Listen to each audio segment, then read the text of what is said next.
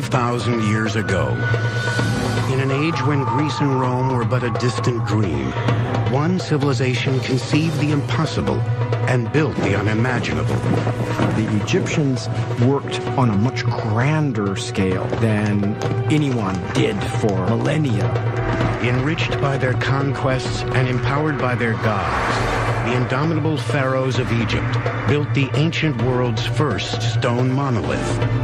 Its tallest building, oldest dam, most impenetrable fortress, greatest city, and the ultimate monument to one ruler's ego. It's a clear message. Do not mess with Egypt. Egypt's engineers boldly redefined the limits of architectural possibility. But their road to eternal glory was riddled with blood, betrayal, and outright disaster.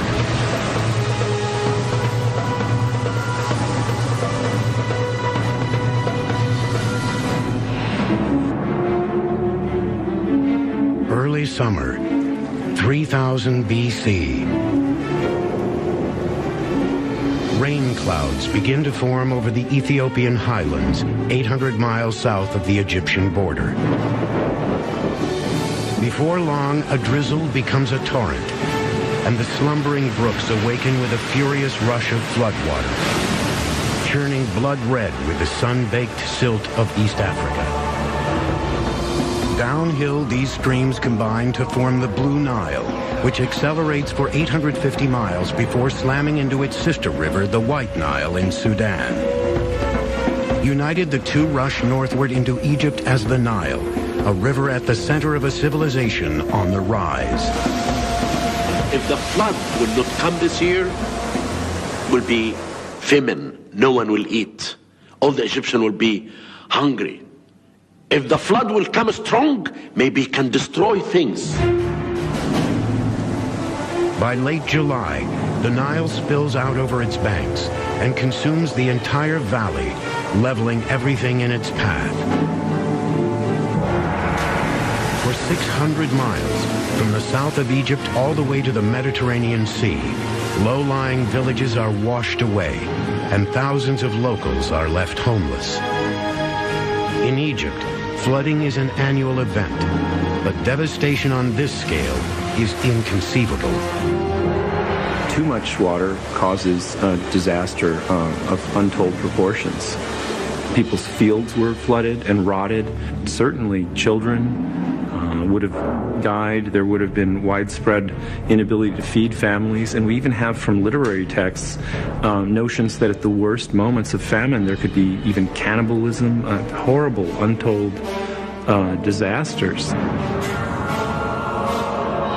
While flooding consumes every corner of Egypt, its new capital city, Memphis, stays dry, thanks to the massive 49-foot dam that surrounds it. It is the first dam ever built in recorded history.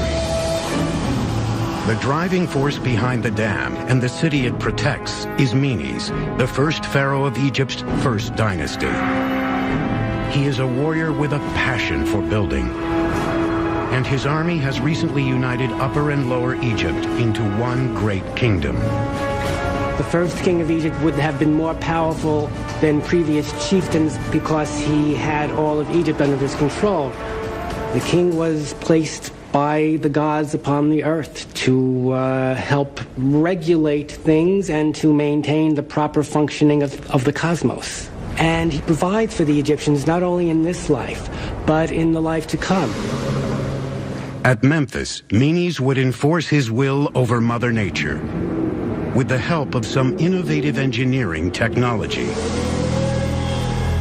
Hello, I'm Peter Weller. The flood just described occurred many, many times over the course of Egypt's 5,000-year history. Archaeological records during the reign of Menes are sketchy, but we do know that Menes took dramatic steps to prevent a flood of this magnitude. His engineers are said to have built a massive barrier to protect the city of Memphis from the inundation. And that dam was supposedly so sturdy that it redirected the Nile, thereby securing the safety of Memphis. Now, the idea that any civilization 5,000 years ago could accomplish this is absolutely astonishing. Today, the dam built by Menes is lost to history. But another ancient dam endures just east of Memphis. Known as Sad al-Kafra and dated to 2700 BC, this obscure ruin gives a glimpse into the dam-building techniques of Egypt's early engineers. It consisted of two massive stone walls standing 35 feet tall, still 15 feet shorter than Menes Dam. Each wall was 80 feet thick at its base and 40 feet thick at the top. Dirt and loose stones filled in the space between them. 100,000 tons of rock and rubble had to be quarried and transported to build this dam, and even more for the one built by Menes. 5,000 years ago, a project of this magnitude would have required incalculable labor and effort. Nowadays, you tell someone to move a 10-ton block of stone, they immediately want to go out and rent a crane. 200 years ago, you didn't need it. 3,000 years ago, you didn't need it. People did not think in terms of machines. They thought in terms of human labor.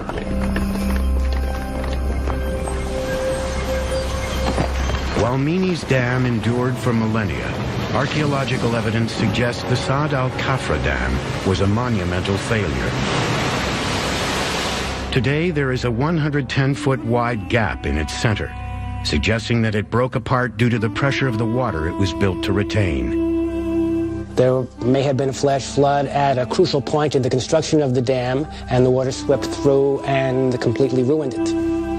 For the earliest Egyptian engineers, who were pioneering projects that had never been conceived before, structural disasters were a natural part of the learning curve. There was no precedent for the kind of massive constructions that they came up with in their minds. They knew they wanted to represent the power of the pharaohs. And yet, looking at the landscape, they only had nature to guide them. It really required imagination and a tremendous use of natural materials. The mysterious pharaoh Menes was a key figure in Egypt's transition from a sleepy coalition of tribal farmers into a regional superpower. His reign is said to have lasted 62 years. It ended savagely when he was mauled by a hippopotamus while out on a hunt. But the dam he built would endure long after the last of Egypt's pharaohs had gone home to the gods. It was the cornerstone in Egypt's building legacy, a feat that would inspire generations of pharaohs to attempt ever bigger, ever bolder feats of engineering. Egypt is the crossroads between Africa and the Middle East. And the presence of this river, the Nile, makes it the only country of the Sahara Desert with a steady natural water supply. So from the time humans could walk upright hundreds of thousands of years ago, they've been drawn here to this river. Initially, nomadic tribes emigrating from sub-Saharan Africa to the Middle East follow the path of the Nile. Later on, during the dawn of agriculture around 9000 BC, tribes of farmers begin to settle on its banks. When Menes finally united all of these people under one flag, so to speak, around 3000 BC, the Empire of Egypt was born. Since then, countless human dramas have permeated Egypt, but the Nile has remained the one constant presence in the center of it all. And despite the occasional catastrophic flood, it's the reason why the world's first empire rose here and not someplace else. At the dawn of the 3rd millennium BC, as Egypt's separate city-states began to consolidate through conquest, the river that had long been integral to basic survival assumed a new role as the engine driving an unprecedented economic and territorial expansion.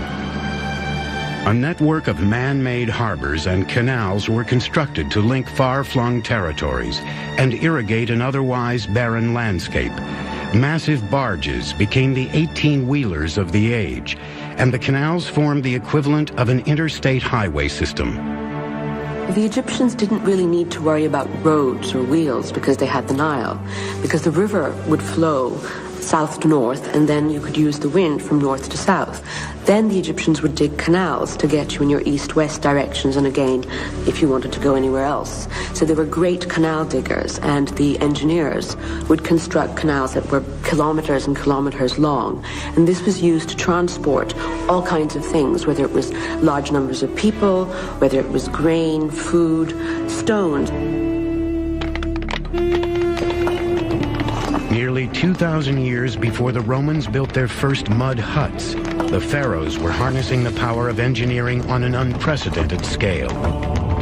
And for the first time in history, technology was beginning to revolutionize not only the way people lived, but the way they died. Nowhere was the ingenuity of the ancient Egyptians more apparent than in their lavish royal tombs. The ancient Egyptian concept of the afterlife is very different than what Christians and Jews believe, for instance. It's much more palpable. The dead need us. Their survival is important somehow for the proper functioning of things. Tombs are houses in stone, subterranean houses, because you're living there in death. This is your after-death home.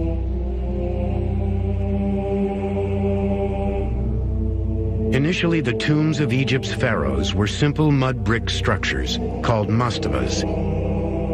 Mastabas typically consisted of two main elements: a rectangular superstructure above ground that could be visited by priests and loved ones, and a substructure of sealed chambers carved out of the bedrock below. These chambers housed the king's sarcophagus and all the amenities he would need for eternity. They have bathrooms and wash basins and things so you can wash your hands. So they clearly were assuming they were going to live in the underground parts of the tomb. As royal tombs became more sophisticated, pharaohs began building separate shrines nearby where priests could worship their spirits. This was the first step in the evolution of the royal tombs from simple mastabas into the colossal complexes that still dominate Egypt's western desert, the pyramids. All told, the ancient Egyptians built more than 100 of them. 80 still stand today, and they contain enough stone and mortar to construct a wall 10 feet high and 5 feet wide from New York to Los Angeles. The sheer volume of stone that was brought from quarries all over Egypt, fashioned and put into place on the building site, and the organization that went into that, I think is mind-boggling to us. Today, the pyramids still stand as the ancient world's main attraction, but they were no overnight success. It took 6 pharaohs, 4 generations of builders, and numerous engineering disasters to achieve such perfect proportions. The pyramid builders began their quest for architectural perfection at a place called Saqqara. It was there in the year 2667 BC that an enterprising young pharaoh named Djoser claimed the throne and commissioned the world's very first stone superstructure. His tomb project would solidify Egypt's standing as the world's most advanced civilization and propel his pioneering architect into the pantheon of the gods.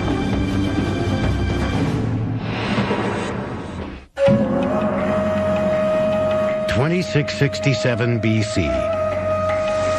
In Egypt, a new king is crowned. He is Djoser, the second ruler of Egypt's Old Kingdom period. Djoser would establish a reputation as a wise and pious ruler.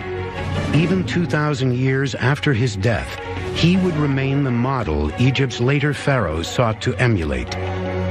During his reign, he was so popular that he ceased being a mere mortal in the minds of his subjects and became the first of Egypt's pharaohs to be deified as a god.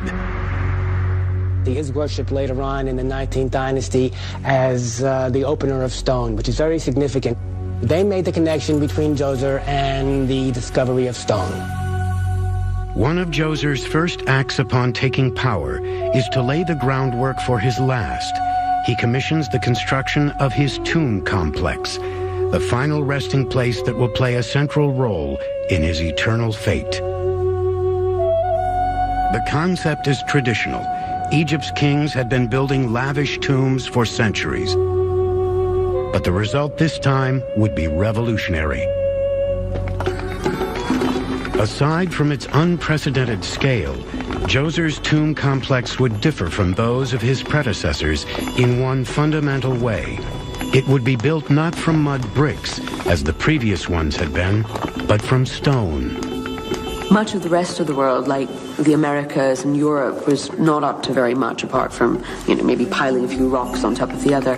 There was activity in Mesopotamia where you got large-scale mud brick architecture, but Egypt seems to stand alone and is completely unique in its use of stone at that time.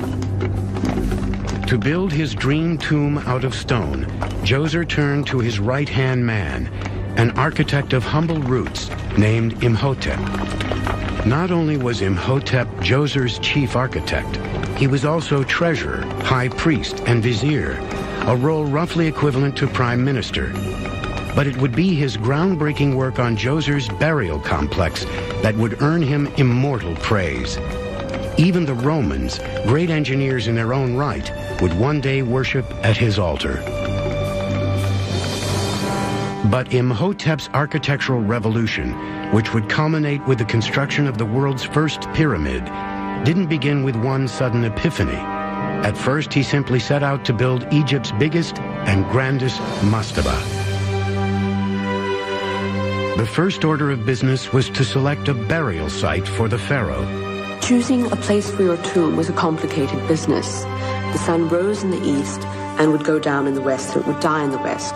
And if you were going to be like the sun god, you would be buried in the west. And tombs would then face the east, so they would face the rising sun with the promise of rebirth and resurrection. Djoser settled on Saqqara, a sacred national cemetery dating back to the age of the pharaoh Menes. It lay on the west side of the Nile, directly adjacent to the capital city of Memphis. With the burial site picked out, the next task was to assemble a labor force. To build his portal to the afterlife, the pharaoh would rely on the sweat of his subjects. When you say slavery to an American, you think of what happened before the Civil War here, and it's clear that Egypt didn't have that kind of slavery, but the idea of ordinary Egyptians flocking to work on the king's pyramid as a labor of love is probably an exaggeration as well. Recruits would be compensated with food, beer, clothing, and tax breaks. They were organized into divisions of about 20 men apiece. In all, 500 of these divisions, numbering some 10,000 men, were recruited to build Djoser's burial complex. In addition, thousands of women were drafted to keep the men properly clothed and fed. The most important thing about building the pyramid is not only the engineering techniques, but it is the administration. How can you organize more than 10,000 workmen? They were living in barracks, 55 workmen in each barrack. And they go and they work, cutting the stones in the quarry. And they take one day off and they go in the day to hunt, to fish in the Nile. With his workforce in place, Imhotep set out to build the world's first stone structure. But before he could build up, he had to build down. He started by digging a vertical burial shaft 23 feet wide and 92 feet deep to house the pharaoh's sarcophagus. Next, Imhotep's laborers carved a second shaft through which the pharaoh's body would be lowered. Adjoining the burial chamber was a series of subterranean rooms meant to serve as the pharaoh's afterlife palace. About 1,000 feet to the south, a second tomb complex was hollowed out from the bedrock. Like many pharaohs before and after him, Djoser would have two tombs. Each would serve an essential spiritual purpose. In the northern one, his mummified body would be laid to rest. To the south, his internal organs would be placed, embalmed and sealed in canopic jars. During mummification, one of the important parts was to empty the body cavity of all the internal organs, because if you leave them inside, the body would rot and basically explode. So the lungs, the liver, the stomach, and the intestines would be removed, and they would be dried using a mixture of salt and baking soda. Then, after they'd been dried for, a few weeks, they would be cleaned off, oiled, and wrapped up in mummy bandages and placed in boxes.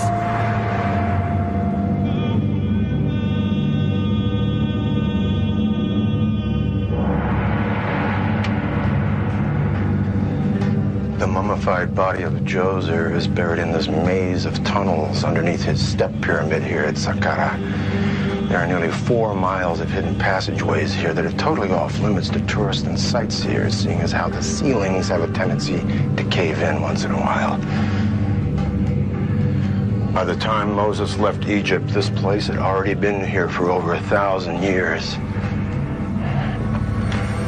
The purpose of many of these tunnels still remains a mystery. Some may have served to deter or confuse tomb robbers. Then again, others may have been the work of tomb robbers themselves. But because hardly anybody comes down here, you never know what you're going to see walking around a corner. Like a secret passageway or stairway. It's very easy to become confused down here. For instance, if you come to a T intersection like this and you go right, when you should have gone left, you're lost. Now, I'm getting very close to the chamber where Djoser was actually buried, but in front of it will be a series of rooms that'll serve as sort of a burial palace. And in those rooms might be the amenities that Djoser will take with him to his afterlife, or the mummies of his relatives. Now, this is just remarkable that I've been descending into this pyramid for hundreds of feet, and I come upon this perfect chamber underneath the bedrock that holds possibly the bones of one of Djoser's relatives, like that.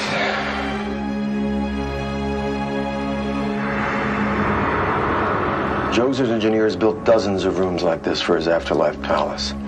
When you're down here, you can stumble on things like this, real mummy wrap, or pottery that's 5,000 years old, or this highly decorated wall with this beautiful aquamarine enamel inlay, or these hieroglyphs that are so well preserved, they look as if they were carved yesterday. I'm sitting in the rubble of Djoser's main funerary chamber. Above me is a massive vault, as you can see.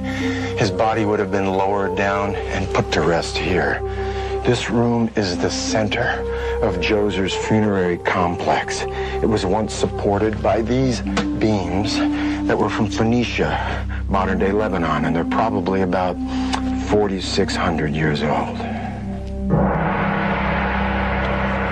We are as far down in Djoser's tomb as we could possibly go, and some people say this area predates Djoser.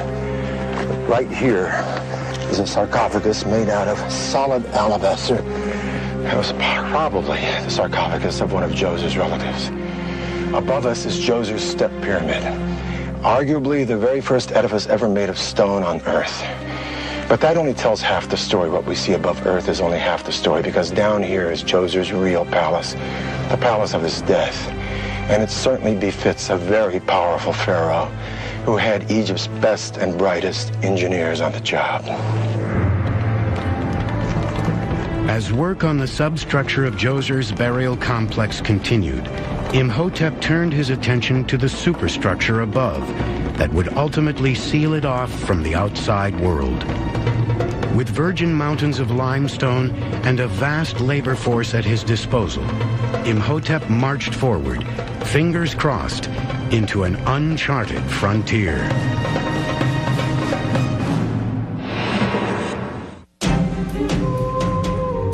(2659 BC). Centuries before Stonehenge, the Egyptians are at work on the world's first stone megastructure, a colossal tomb complex for the pharaoh Djoser.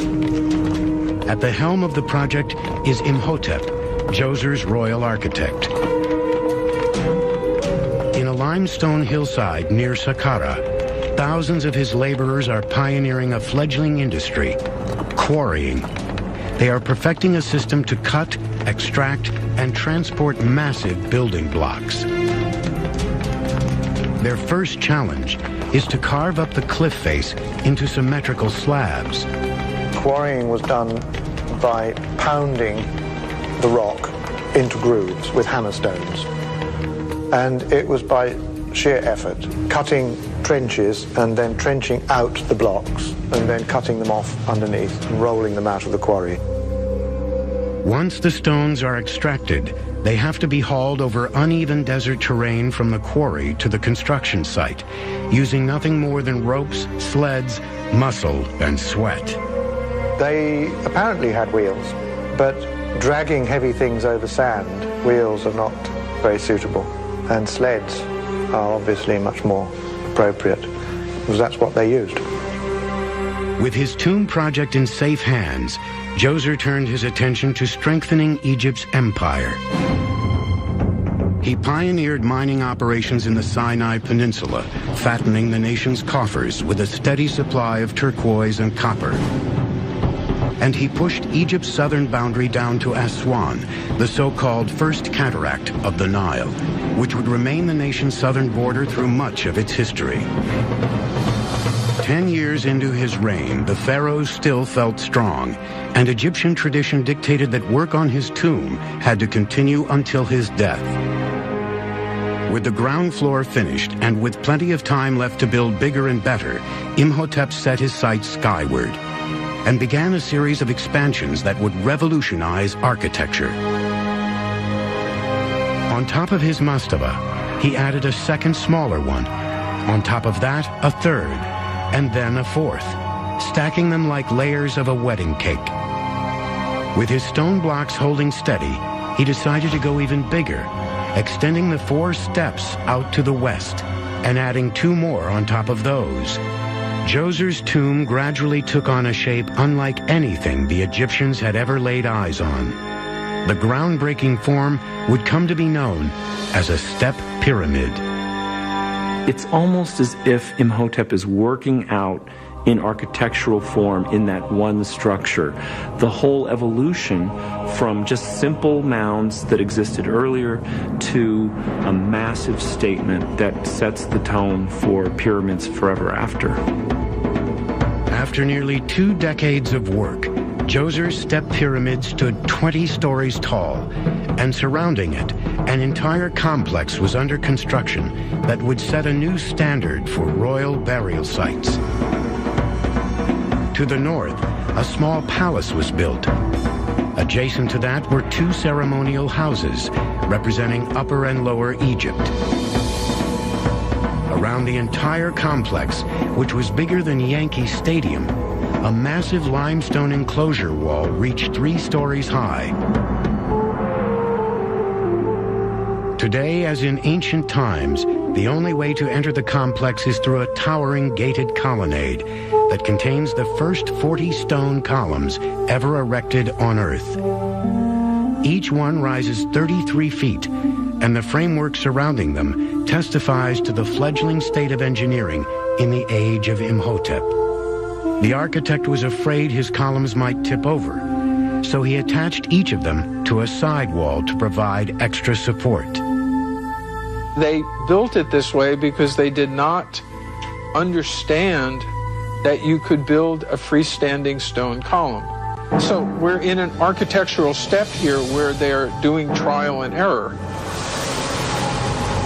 Djoser died in 2648 BC. His 19-year reign had proven to be an age of unprecedented engineering innovation. As word of his passing spread up and down the Nile, mourners flocked from the farthest corners of Egypt to pay their last respects. There would be a huge procession coming up from the valley with priests, with professional mourners who would be ululating and sort of ripping out their hairs and crying out for the death of the king. It's conceivable that a young child named Snefru was there to witness Djoser's final farewell. Snefru would grow up in the shadow of the step pyramid and one day rule Egypt himself. As pharaoh, he would become obsessed with achieving engineering perfection. But his relentless quest to build a better pyramid would run head-on into disaster.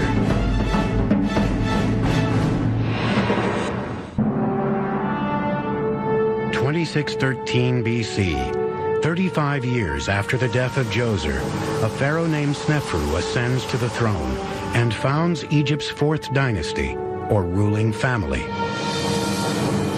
He is the son of the previous pharaoh, Huni, but his mother is just a minor queen. So to consolidate his claim to the throne, Snefru marries his half-sister, Hetep Heres, whose royal blood is more pure. Among the royalty of ancient Egypt, such incestuous alliances are almost routine. Forget half-sister. The Egyptian pharaohs often married their true bloodline sisters. And the reason for this goes back to Egyptian mythology. The gods intermarry. Osiris and Isis are brother and sister by marrying his sister. The king is acting like a god. With his sights set on divine status, Snefru launches a charm offensive to secure the goodwill of his subjects. He addresses even peasants as my friend or my brother. And to transcend the shadow cast by Djoser's larger-than-life reign, Snefru embarks on a relentless quest for engineering perfection that will make him a legend. According to the Greeks, there were 7 wonders of the ancient world, among them the Hanging Gardens at Babylon, the Colossus of Rhodes, the Temple of Diana at Ephesus, and the Pyramids of Egypt. But of all those magnificent wonders, it is only the pyramids that have survived the ravages of time and man. It is the reign of Snefru that provides the essential link between the step pyramid of Djoser, which is innovative but primitive, and the Great Pyramid of Khufu at Giza, 3 generations later, which is considered to be the apex or pinnacle of pyramid building. It was Snefru who really worked out the kinks through a long and arduous process of trial and error and turned pyramid engineering into a veritable art form. Snefru funded these massive building projects by beating up on his neighbors. He looted Nubia, Libya, the Sinai Peninsula, and among his subjects it earned him the title as the Smiter of Barbarians and sealed his reputation as one of the most formidable pharaohs in the history of Egypt. Snefru's first engineering challenge came at Meidum, a sacred burial site south of Saqqara. There, the ruins of his partially collapsed pyramid still dominate the desert landscape. The Meidum Pyramid is a puzzle. Whether it was a collapse, or whether the stone was simply robbed away, or whether it was unfinished, all of these are questions. Meidum represents a crucial turning point in pyramid construction. The pyramid's core consisted of 8 stone steps proceeding skyward at a sharp angle. Snefru ordered his builders to fill in those steps from top to bottom with packing stones. Then he enclosed the core within a casing of polished white limestone, giving the structure the smooth sides he sought. It's as though Snefru didn't want to take the stairs, he wanted an elevator. So he has this abstract design that pulls him right up to the sky, which is what the pyramid does. It realizes in concrete form the most immaterial of things, the rays of the sun, light. By all appearances, the pyramid's extreme makeover was a success, but beneath its gleaming facade, there was a problem. If you look at the pyramid today, you can see it's sort of striped, and what those stripes represent are the polished exterior surfaces of those 2 internal step pyramids. And these obviously don't have a lot of friction, so when you build something up against them, once they begin to slide, there's not much to hold them in place. Today, 4,600 years after the Meidum Pyramid was constructed, signs of its destruction are plainly visible. Just 3 of the pyramid's original 8 steps remain intact, and the outer casing added later by Snefru lies in a massive mound at its feet. Could this be evidence of a catastrophic collapse? I believe the theory that the pyramid of Meidum was collapsed is not true. We have evidence in the New Kingdom. There is a man came to visit the pyramid, and he talked about the glory of the pyramid. If the pyramid was collapsed in the Old Kingdom, they will never talk about the glory of the pyramid. But what Snefru did next seems to corroborate the collapse theory. In his second decade as pharaoh, he abandoned the Meidum Pyramid and started over at Dashur, a virgin patch of desert within a stone's throw of Saqqara. There, his engineers set out to build the first true pyramid from the ground up. But as building progressed, they found themselves on the brink of another engineering disaster. When it was nearly halfway completed, there seemed to have been some sort of difficulty that caused some sort of structural damage that occurred. In the internal chambers of the pyramid, there are cracks, structural cracks. And one argument is that the pyramid was built on unstable bedrock. As they were going up, the internal chambers started to exhibit these cracks, and so they had to reduce the weight. Snefru was determined not to abandon his second pyramid, despite its flaws. So his builders rushed to shore up the struggling structure, enlarging its foundation by more than 50 feet on all sides. Then, as they continued upward, they did something even more drastic. They abruptly changed the angle of incline from 54 to 43 degrees. Today, the awkward-looking monolith is known as the Bent Pyramid. The Bent Pyramid is one of my favorites. It shows that man is trying to correct himself. While Snefru seemed driven to complete the Bent Pyramid, there's one major piece of archaeological evidence that suggests he wasn't entirely happy with it. Another pyramid just a mile to the north. Inscriptions found nearby indicate that this one, known as the Red Pyramid, also belonged to Snefru. Having twice failed in his quest to build history's first true, smooth-sided pyramid, Snefru laid his legacy on the line and channeled all of Egypt's remaining assets, its manpower, its money, and its best engineering minds into one final push for glory. And we see then a fantastic kind of drive to create this ideal pyramid form. That must have been so strong a drive that it was worth the enormous expenditures, the emptying out of the state coffers, and the just huge work crews we have to imagine for quarrying, then putting together these massive monuments. Building a third pyramid for one pharaoh would mean bleeding the empire dry. But Snefru, ever the shrewd politician, knew how to sell himself and his engineering obsession. Snefru was simply a PR genius.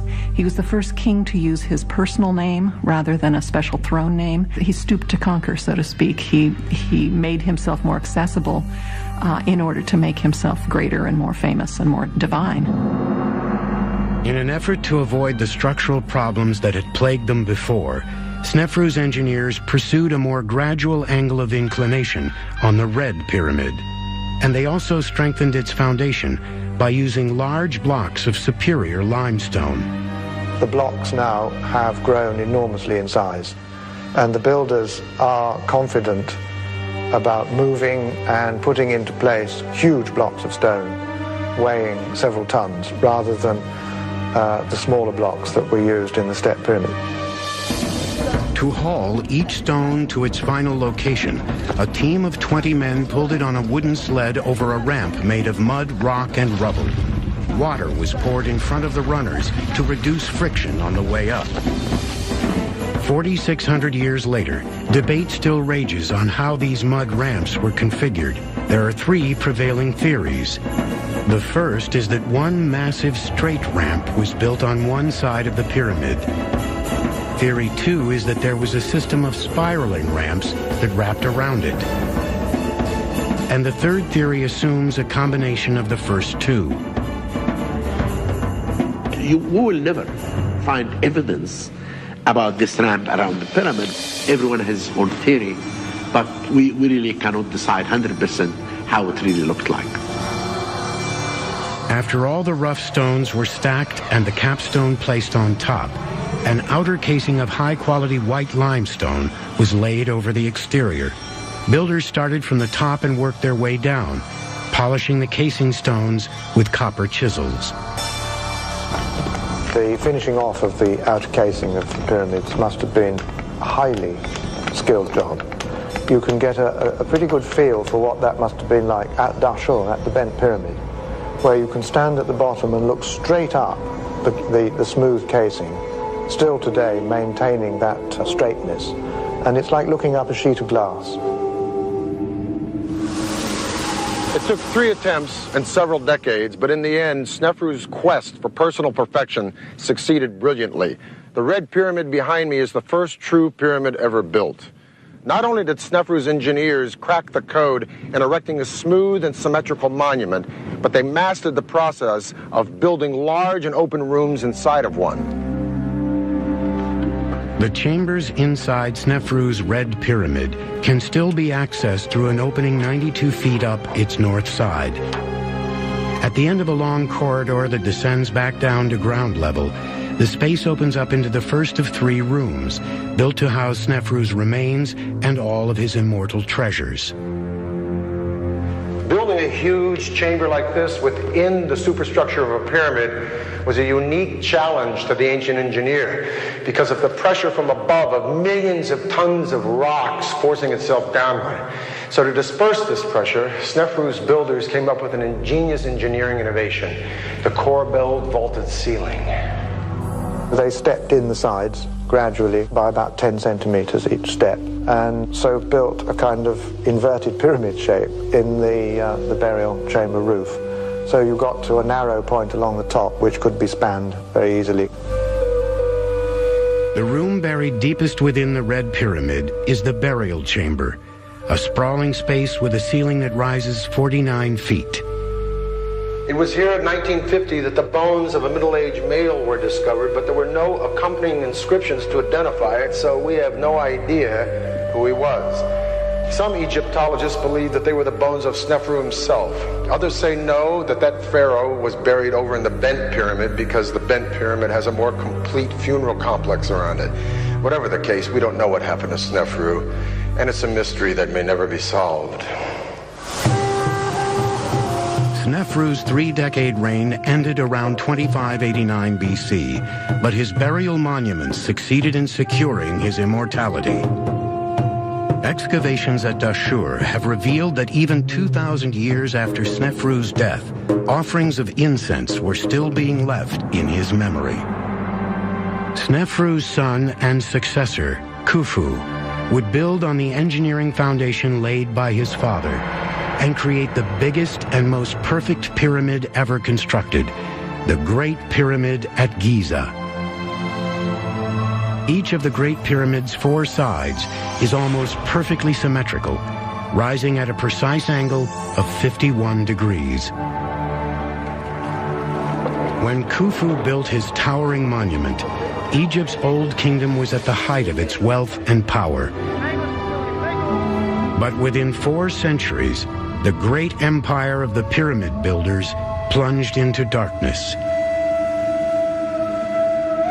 In the 22nd and 21st centuries BC, drought, famine, and chaos consumed the country until a new line of pharaohs emerged from the south, determined to recapture Egypt's long-lost glory. Their relentless military campaigns would expand the borders of the empire farther than ever before and leave behind a trail of blood, fear, and impenetrable fortifications that would renew Egypt's stranglehold on absolute power.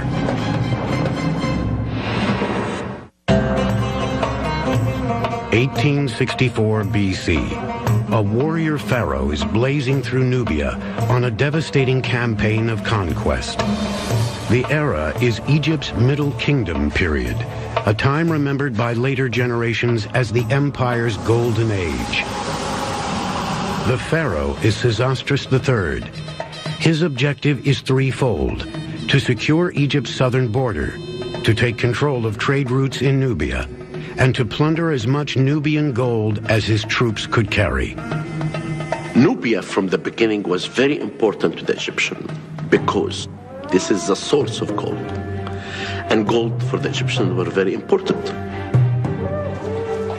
The path to gold runs through a group of Nubian warriors known as the Kermans. While Sesostris can claim the advantage of a large and well-organized army, the Kermans have a lethal weapon of their own. The Nubians were renowned, even into the early Middle Ages, as expert archers. The Arab invaders called them the pupil shooters. They were actually able to shoot out the eyes of attacking horsemen. The Kermans pose a formidable obstacle, but for Sesostris, a brooding figure of imposing height and commanding presence, failure is not an option.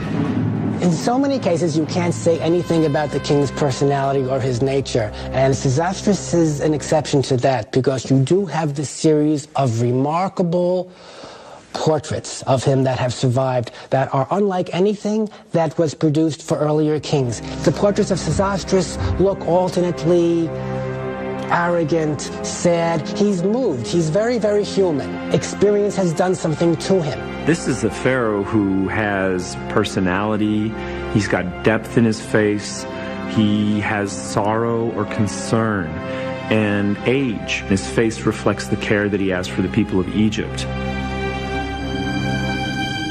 As the Kermans would learn the hard way, the pharaoh's love for his own people did not extend to his enemies. His army ripped through Nubia, seizing treasure and territory at every turn, and blazing a path of death and destruction.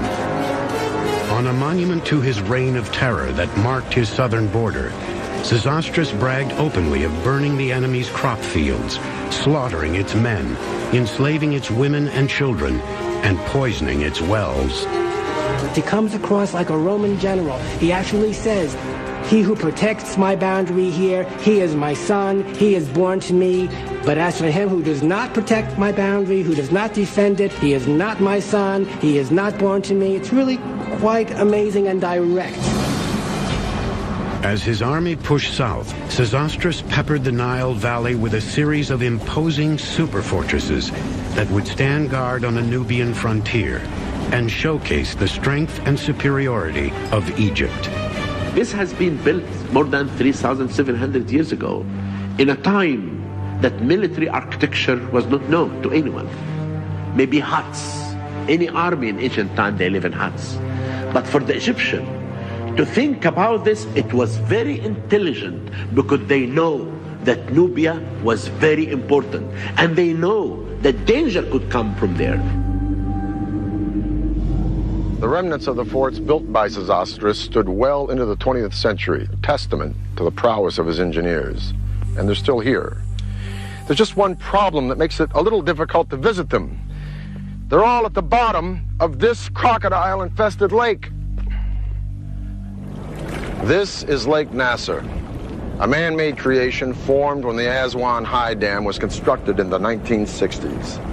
It runs 350 miles long, more than 400 feet deep, and every last trace of the Middle Kingdom's superforts lies lost beneath it. One of the largest of Sesostris' superforts was built at Buhen, which had been a trading post since the Old Kingdom. The Buhen fort stretched almost 2 football fields long and utilized technology on a par with the European fortresses of the Middle Ages. Nothing like the fortress of Buhen had ever been seen throughout the ancient Mediterranean world. One of the reasons why it's so important from an engineering perspective is that it has layers of defense, emplacements for archers, so that you could fire arrows in any number of directions against an invading army. And then even outside of those walls, you had a moat and then a wall beyond the moat, so that any enemy army trying to attack the fortress would have to climb over this wall, enter the moat, be exposed to the archers on the outside walls, and then take 2 successive fortification walls before reaching the very interior of the fortress. The Buhen fort could house 1,000 troops at a time, including captive Nubians who were forced to serve 6 years in the pharaoh's army. The Buhen fort could house 1,000 troops at a time, including captive Nubians who were forced to serve 6 years in the pharaoh's army. By the end of his reign, Sesostris' fort network stretched more than 200 miles south of Aswan into present-day Sudan and solidified Egypt's chokehold on the region. Sesostris reigned for 39 years. For centuries after his death, in 1831 BC, his groundbreaking garrison stood guard on the Nubian frontier. But they wouldn't always be manned by Egyptians. Over the course of the following 2 centuries, his conquests were relinquished as the Middle Kingdom came apart at the seams. It becomes brittle, it weakens. Kerma grows as a power in Nubia, and the forts, in the end, pass into Kerma control, apparently without any signs of major conflict or destruction.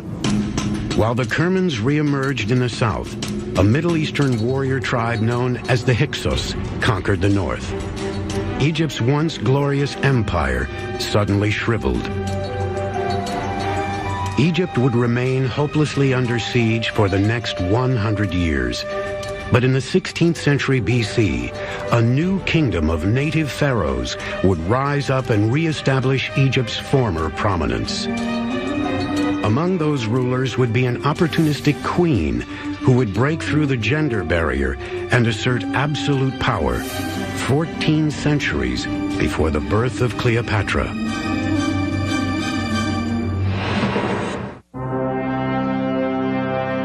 In 1479 BC, the death of Pharaoh Thutmose II leaves a power vacuum in Egypt's royal palace. His son by a harem girl, Thutmose III, is proclaimed king, but he is a young child and can't rule alone. So the widowed queen, Hatshepsut, steps in to fill the power vacuum. She becomes the young boy's co-regent, but she rules like a full-fledged pharaoh.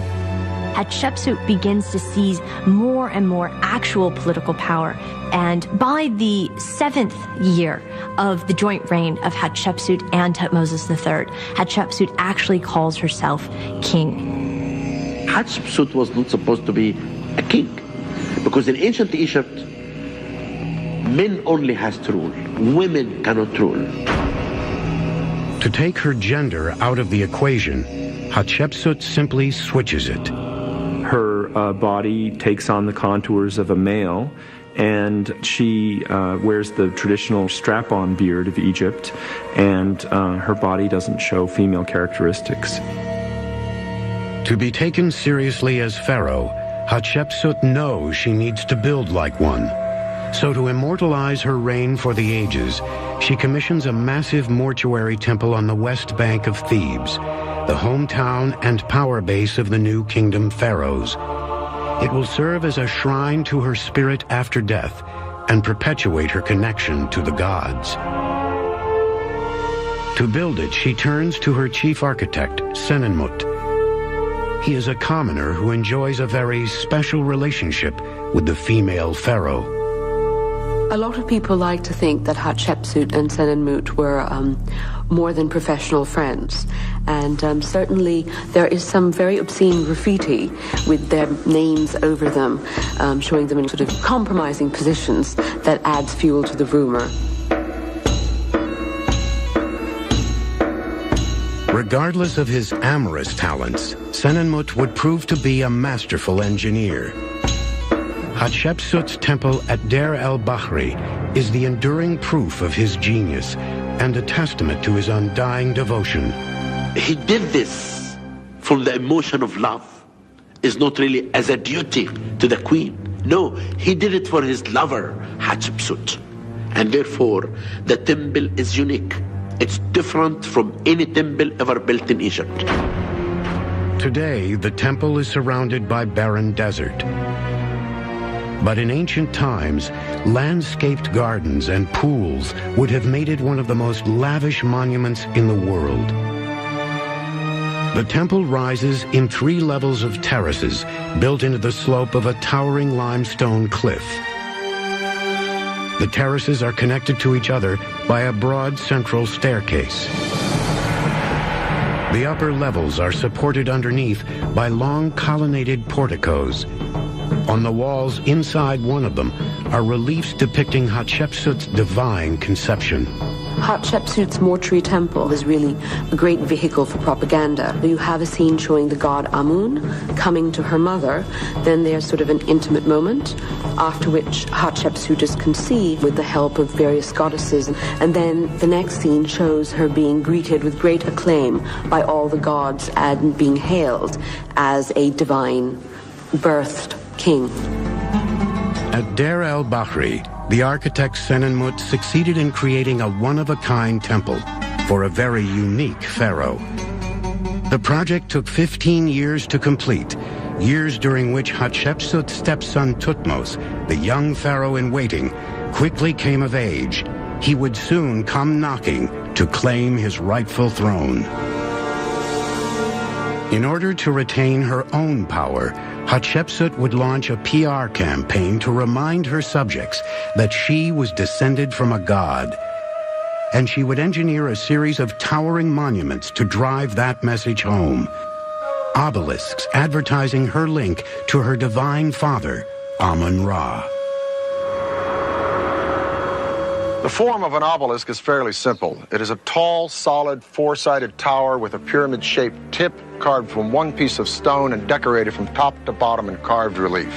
Now, at first glance, an obelisk may not seem like much of an engineering feat, but all things considered, it is one of the most stunning and artistic building achievements of all time. The story of the obelisks begins in the ancient granite quarry at Aswan, 115 miles south of Thebes. This is where most of the Egyptian obelisks originated, and where one still lies unfinished, carved out on three sides. At 137 feet long and weighing over 1,100 tons, I am standing on what would have been the world's largest obelisk had it been completed. It was abandoned when it was cracked, but today this obelisk can still give us a clear idea of how these things were quarried out. Now, workmen pounded away at this granite using a dolerite ball like this one. Dolerite is harder than granite, so if you pound hard enough and long enough, the dolerite will eventually chip away at it. To cut out an obelisk this big, experts figure it took about 130 men a full year. So can you imagine pounding and pounding and working for a full year of your life just to have the thing you're working on crack, and then you got to walk away? Well, in one way they were lucky. They didn't have to move it. Once an obelisk was finally freed from its granite foundation, the next challenge was to transport it, often hundreds of miles, to its final destination. To do this, Egypt's engineers turned to old reliable, the Nile, and used the yearly flood to their advantage. The problem with transporting great stone blocks, statues, and obelisks would have been that these displaced an enormous amount of water, and the bottoms of the boats would, in various points along the Nile, have scraped or even gotten stuck. And so it was preferable to try to move these great pieces of stone only during the inundation season, when the rising waters of the Nile created a much deeper bed. After the obelisk was shipped downriver to its permanent home, engineers faced their final and most formidable hurdle: raising it. How exactly they did it remains a mystery, but there is one prevailing theory about the process. First, builders would install a granite base strong enough to bear the weight of the obelisk. Next, they would surround that base with an enclosure wall made of mud brick. That enclosure would then be filled with sand. On two sides of the wall, mud brick ramps would be erected. Using ropes and a series of sleds laid underneath the obelisk, it would be pulled up one ramp by laborers descending the other until it rested upright on the sand. The sand would then be dug away gradually as laborers continued to pull the obelisk toward vertical until it landed squarely on its base. Sadly for Hatshepsut, her reign didn't end so smoothly. Around 1459 BC, her beloved architect Senenmut suddenly disappeared without a trace. The following year, the pharaoh herself perished under mysterious circumstances. Egypt's most powerful female, the patron of the empire's most stunningly modern architectural feat, faded silently into history. Not much we can tell about how she died. Her body's never been found. We found her tomb, and we didn't find her body yet. So that's another mystery we are looking for. 35 centuries later, there's no smoking gun, but there is one prime suspect, Hatshepsut's stepson, Thutmose III. The rightful heir so long stifled by his stepmother may have had the last laugh. After he took over, Hatshepsut's statues and monuments were destroyed, and her name was eliminated from official historical records. Thutmose went on to become a great conqueror, stretching the boundaries of the empire farther than any other pharaoh, from present-day Syria into central Sudan. After Thutmose III, Egypt really owned these territories in a way that it hadn't previously. They were really vassals of the Egyptian king. So in that sense, he was a conqueror. 1,200 years after the first pyramid was built, Egypt was at the peak of its power. But just when it seemed to be invincible, a rebel pharaoh would suddenly emerge whose radical worldview would shake the empire to its foundations. His unquenchable thirst for absolute power would spawn the construction of a new capital city, engineered to position him as the center of the universe.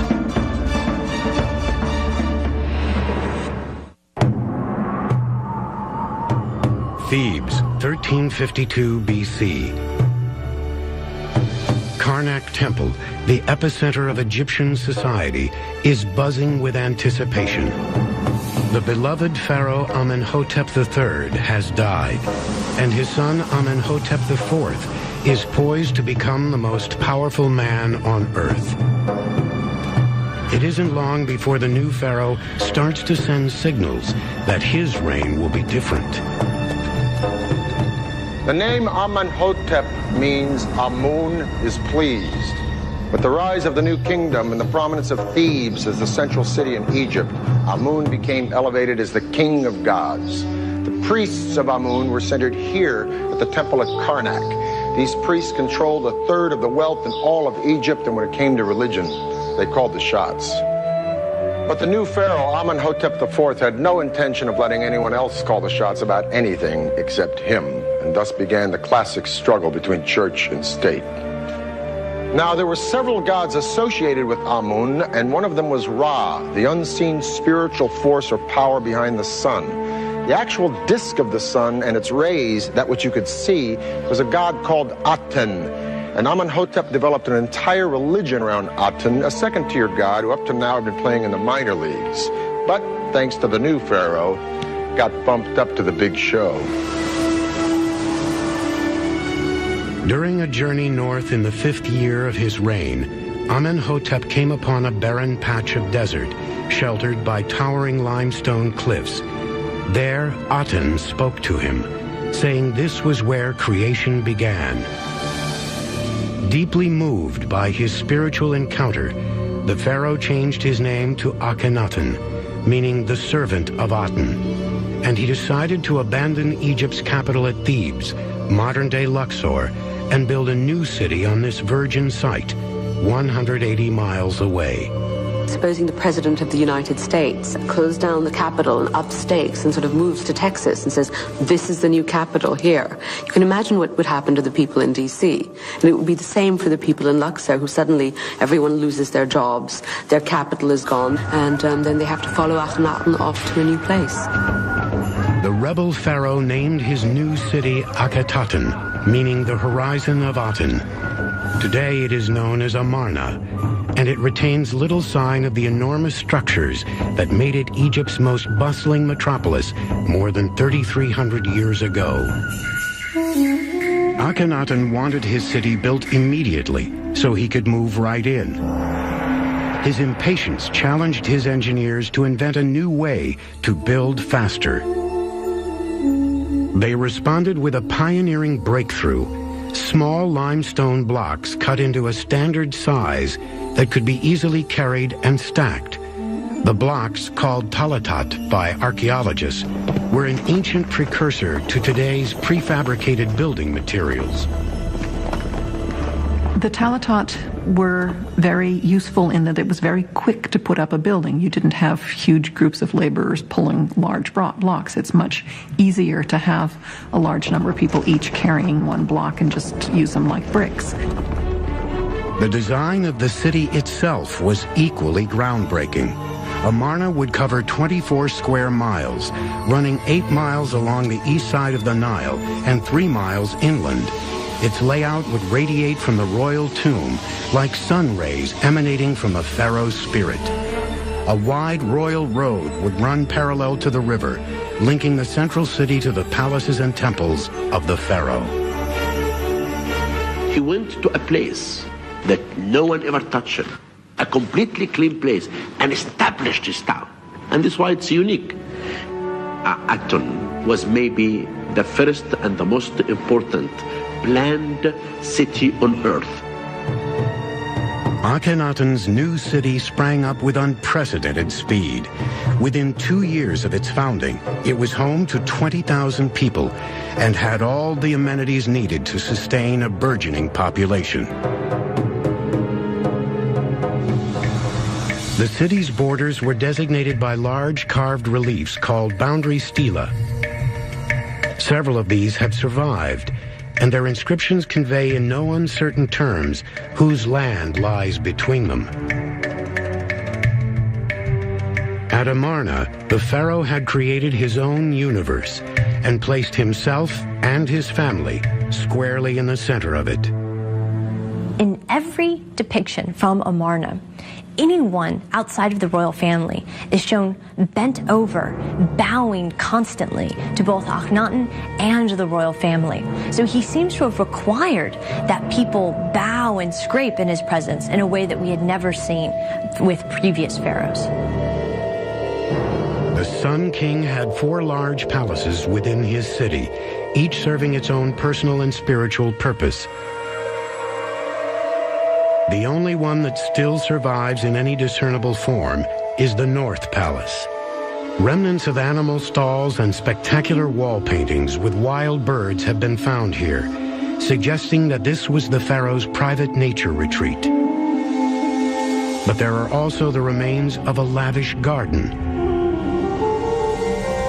and the foundation of a colonnaded throne room where Akhenaten might have received important visitors.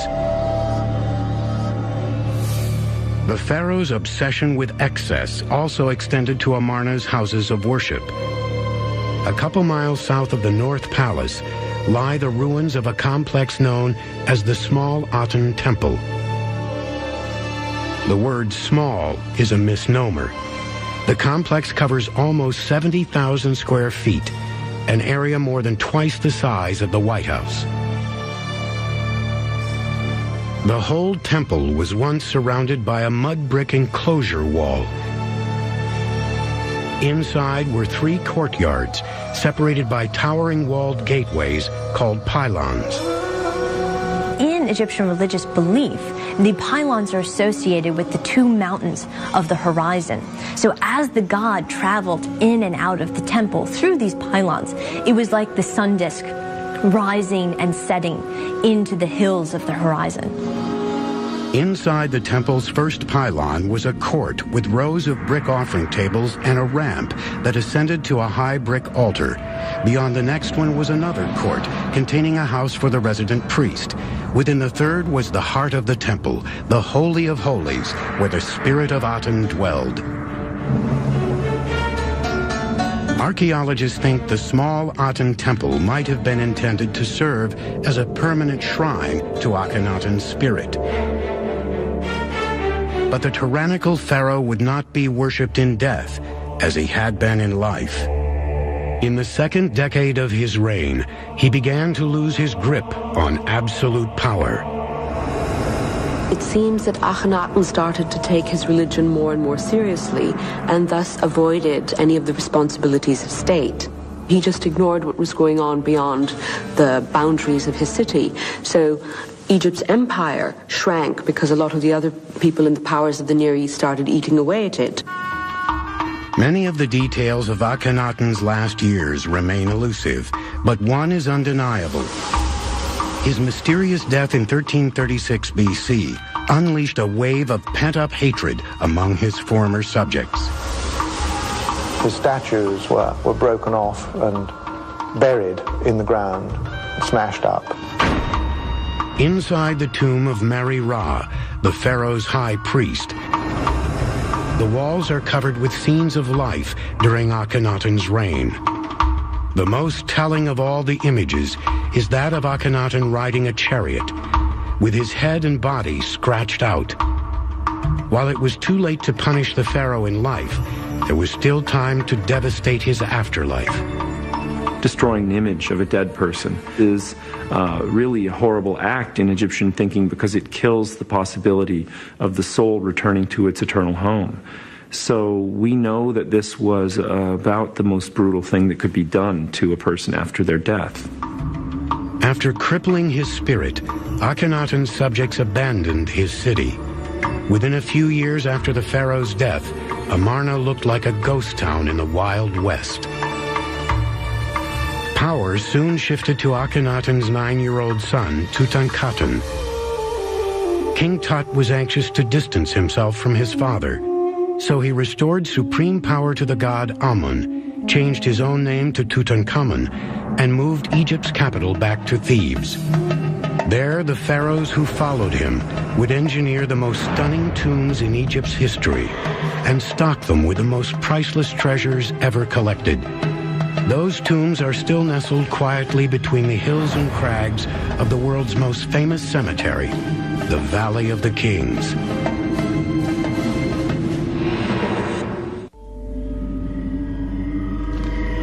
(1280 BC). As the sun rises over the west bank of Thebes, another week in the service of the pharaoh begins for a team of workmen who live here in this village of Deir el-Medina. Every morning, these workmen kiss their wives and children goodbye and begin a 1-hour commute on foot to their office on the other side of these mountains in a place we know today as the Valley of the Kings.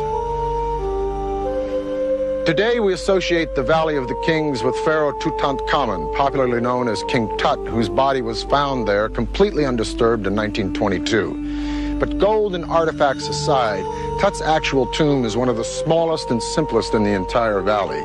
Tomb building really hit its stride 40 years after Tut was buried during the reign of Seti I. When Seti I came to power in 1294 BC, he inherited a fragile empire. For the previous 6 decades, Egypt had faltered in the wake of Akhenaten's chaotic reign. There was a real need to re-strengthen Egyptian power in its traditional form and to get back to the kind of height of empire that we've seen under Thutmose III. Seti I had a real challenge in front of him as he sought to recreate that empire again. Seti was a battle-tested soldier who had previously served as Egypt's supreme military commander. With the discipline and determination expected of an army veteran, he would restore order to the kingdom and absolute power to the throne. His strategy would rely on 2 time-tested tactics: conquest and construction. At Karnak Temple, Seti would leave his mark by commissioning the legendary hypostyle hall, one of the wonders of ancient architecture. It is a vast forest of 134 towering columns, some as tall as a 7-story building. The columns are so wide that it takes 10 grown men linked arm in arm to surround one. What the ancient Egyptians were trying to do was to build a big room. Unfortunately, they never were able to master interior space. So if you wanted a big room, you had to fill it with a huge number of columns. Tucked away in a remote corner at Karnak is an unfinished column that reveals how Seti's builders created such towering pillars of polished stone. First, the area around the base of the column was filled in with mud and rubble. Then rounded slabs of stone were dragged up a mud ramp and stacked one by one. When you reached roof level, you started to take the dirt away, and you dressed the surfaces of columns and walls. And eventually, when all the dirt is taken away and all of the dressing is removed, you have a perfect column. While the columns in the hypostyle hall cemented Seti's engineering legacy, its wall reliefs bolstered his tough guy persona. The pharaoh was determined to reclaim the northeastern territory lost during the Amarna period.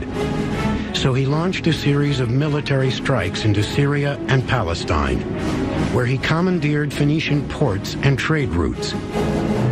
The reliefs at Karnak show Seti capturing and killing prisoners of war during those campaigns.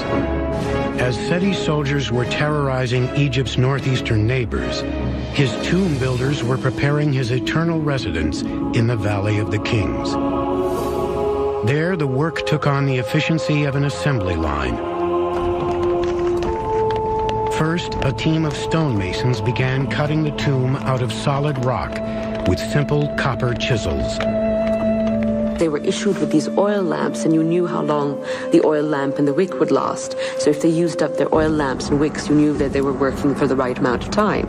But if they didn't, you knew that they'd been cheating you.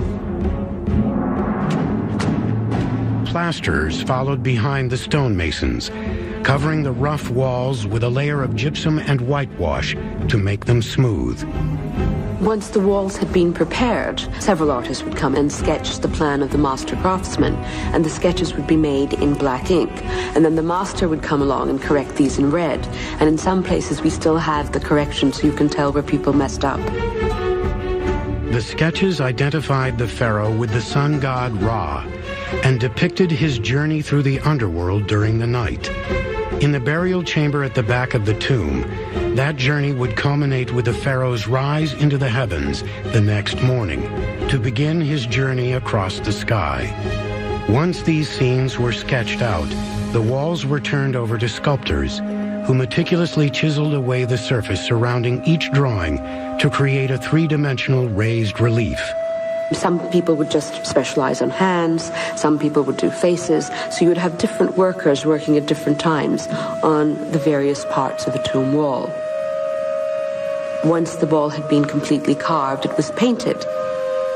As each team of workers made their way further into the mountain, it became clear that Seti's tomb would be unlike any ever built. It began with a long entrance corridor, descending down 2 staircases before reaching a deep vertical shaft designed to catch floodwater and robbers. Tomb robbery was a constant hazard, and we know that from documents found at Deir Medina, which is the village where the tomb builders lived, that from time to time the people involved in tomb robberies were found out and brought to trial. If robbers made it past the shaft, they would encounter an elaborate ruse on the other side, a false burial chamber. It was big enough for a pharaoh's tomb, but left empty and unfinished, sending the message that no one was buried here. But beneath the floor to the left of the false burial chamber, a secret staircase was hidden. It led to another long corridor that opened up into the real burial chamber. This is where Seti I was buried. Seti's tomb is the most fantastic. Nothing like that had ever been found before. And although there are other very beautiful tombs in the Valley of the Kings, Seti's tomb is the most thoroughly decorated of all of them. Seti I, whose triumphs in building and in battle had restored Egypt to its former glory, died unexpectedly in 1279 BC. An examination of his mummy suggests that he was less than 40 years old. After Seti's death, the torch was passed to his son, Ramses II. Ramses would father more than 100 children, survive ancient Egypt's most legendary battle, and blanket every corner of the empire with massive monuments to his own ego. His 67-year reign would mark the peak of ancient Egypt's glory, and sow the seeds of its demise.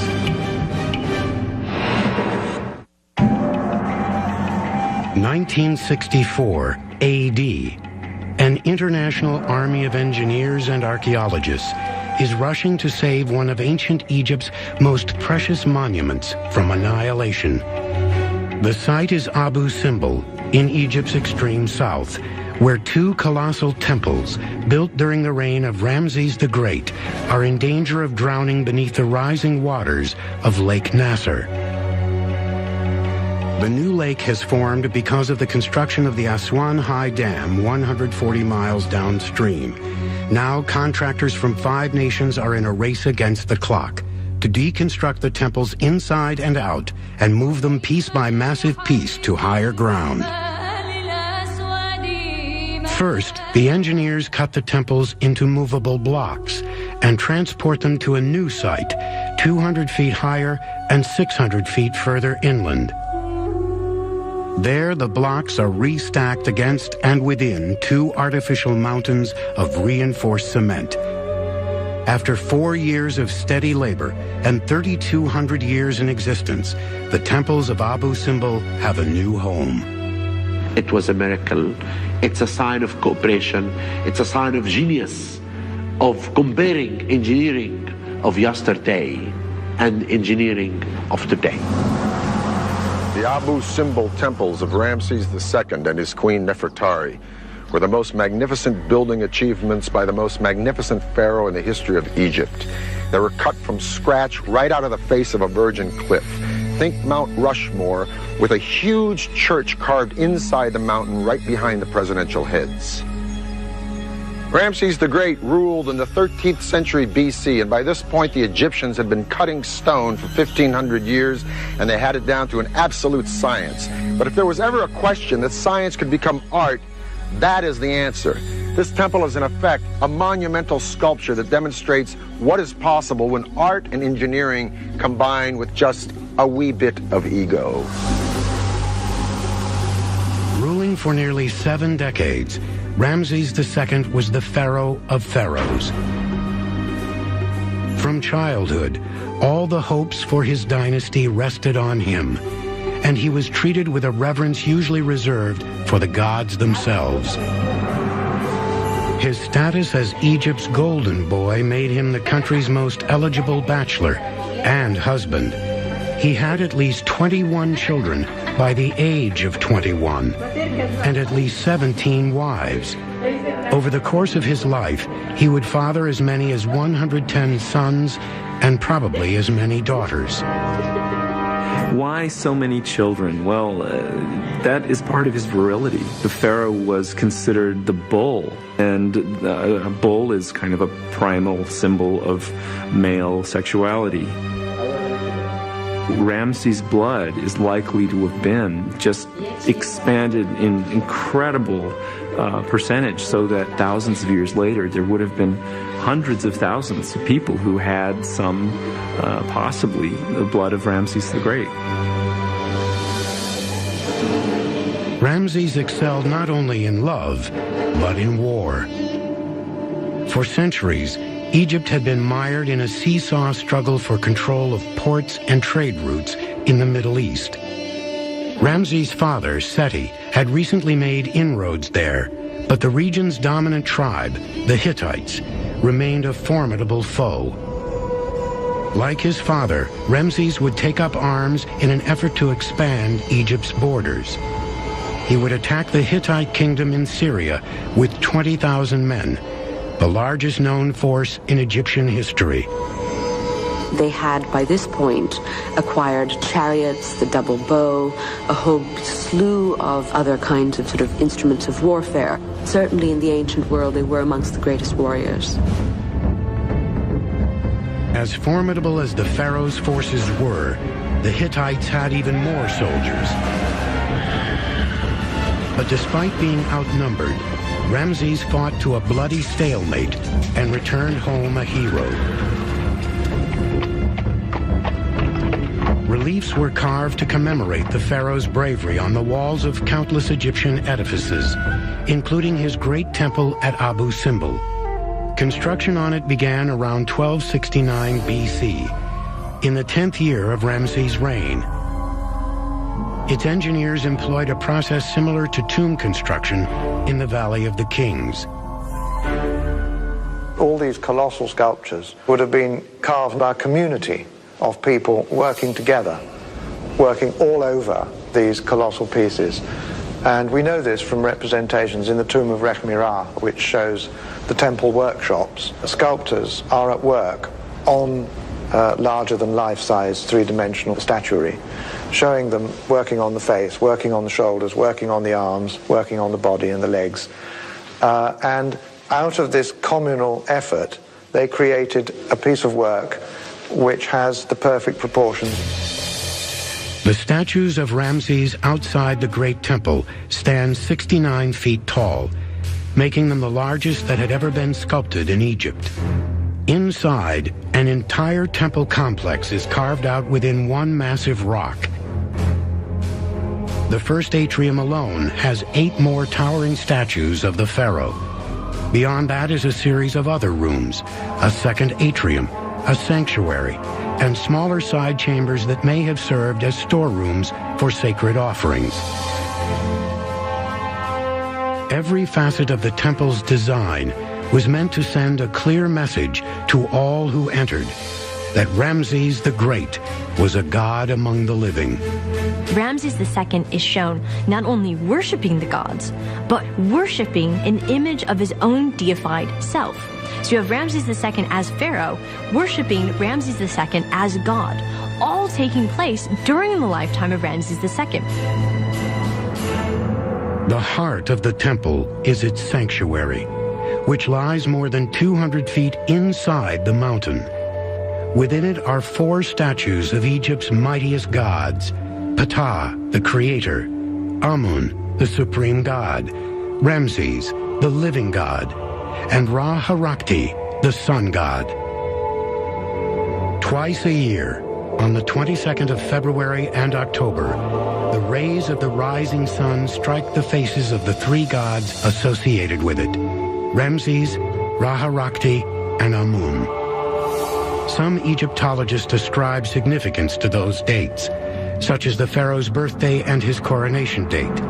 Others chalk it up purely to chance. This is really normal, like, if you look at around your house, any place, the sun will hit a certain place in your house twice a year. That's really a natural thing.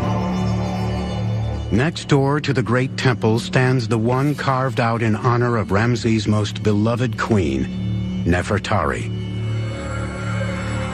While the pharaoh could have any woman he laid eyes on, his heart belonged only to her. Nefertari is absolutely beautiful in the representations that we have of her. She must have been really spectacular, and in fact, there are inscriptions that say that she was the woman by whom the north wind blows. On her temple's exterior facade, there are 6 statues, 4 of Ramses and 2 of Nefertari, each standing 33 feet tall. This is the oldest temple in Egypt, where the queen statues stand as tall as the king's, underscoring her uncommon significance. Just as Ramses II is deified in his temple, Nefertari is also deified in her own. Nefertari is actually shown as the goddess Hathor, so she becomes a divinity just like her husband.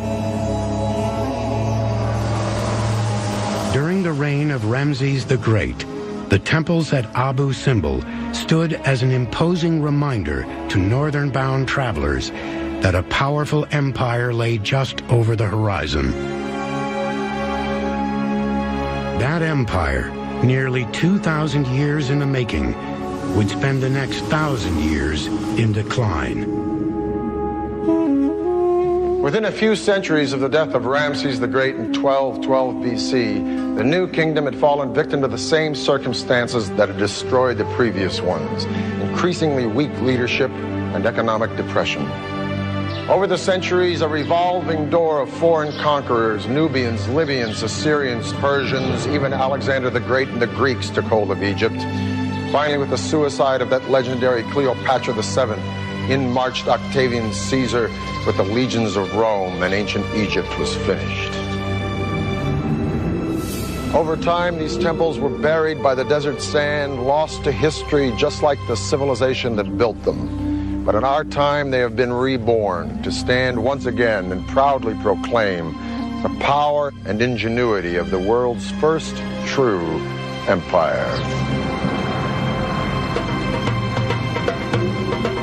The Egyptians put the foundation of engineering. They were the people who invented engineering. Without the benefit of computers or cranes, Egypt's engineers created monumental masterpieces that testify not only to their sophisticated understanding of architectural principles, but to their ability to harness huge numbers of men and materials to execute them. The Egyptians worked on a much grander scale than anyone did for millennia, really. They have to have had tremendous confidence in themselves and in their construction capability. But the imposing structures the Egyptians left behind are the result of much more than granite, limestone, and laborers.